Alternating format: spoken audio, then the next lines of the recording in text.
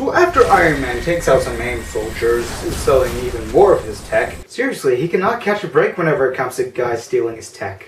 We see Bruce trying to convince Dr. Samson that the Cube is trying to make the Gamma villains into weapons, and Thor protecting Earth. Still pissed with Odin.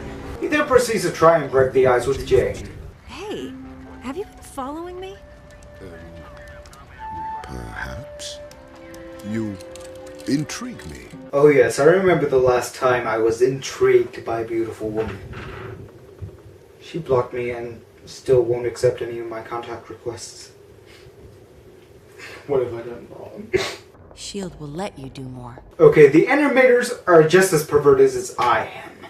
That much is clear. Then the power goes out for all the supervillain prisons in this badass scene.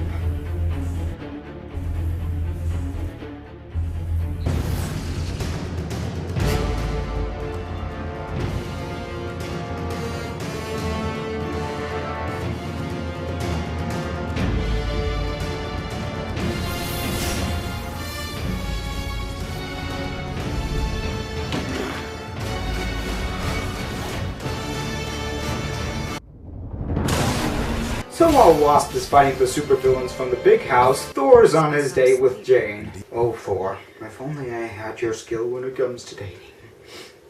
I'm so alone! Take a week off. Help the family.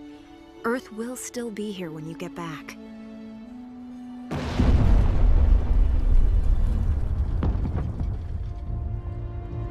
What was it you were saying about the Earth still being here? Well, that's serious irony. Dr. Samson, after being exposed to gamma radiation, helps Bruce get free, and the Hulk as well rages out. Ant-Man is having trouble with the villains of the big house, and Iron Man has to take out the villains from the vault. Meanwhile, the fourth prison, the Raft, has its own breakout, and a villain named Graviton is released. Why would we ever leave here? This is where I am going to change the world. Remember that. It will be important later on this season. I guarantee. Hawkeye helps out Iron Man with the villains at the vault right before the prison blows up.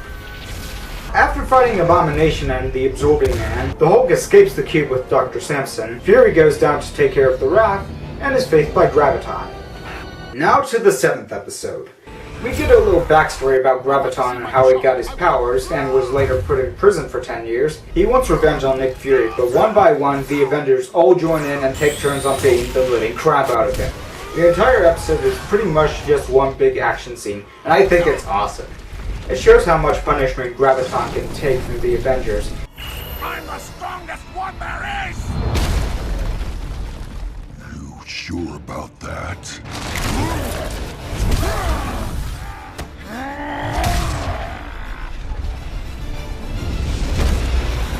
And it shows these heroes coming together for the first time. One-on-one, we can each take down a villain or two, but 74. None of us can do it alone. Together, we have a chance. What we did here, it can change things. The world needs us, but not as S.H.I.E.L.D. agents. As a team, on our own. Together, we can avenge the wrongs caused by all these villains. We can be Avengers. Good name. Okay, so that was the premiere of Avengers, Earth's Mightiest Heroes. How does it hold up? It still kicks ass, it's still awesome. The writing, except for the episode Meet Captain America, is really well done. Most of the characters are great, and almost everything ties together well. With a huge cast like this, it's hard to develop all these characters, and I see where the failure is for Captain America. But for most of the characters like the Founding Avengers and other heroes and villains, it's really friggin' impressive. I think it's one of the few superhero shows that could ever be almost as good as Spectacular Spider-Man. The voice acting is incredible, as they have a wonderful cast for their characters, especially Eric Loomis as Iron Man. Overall, the show holds up extremely well.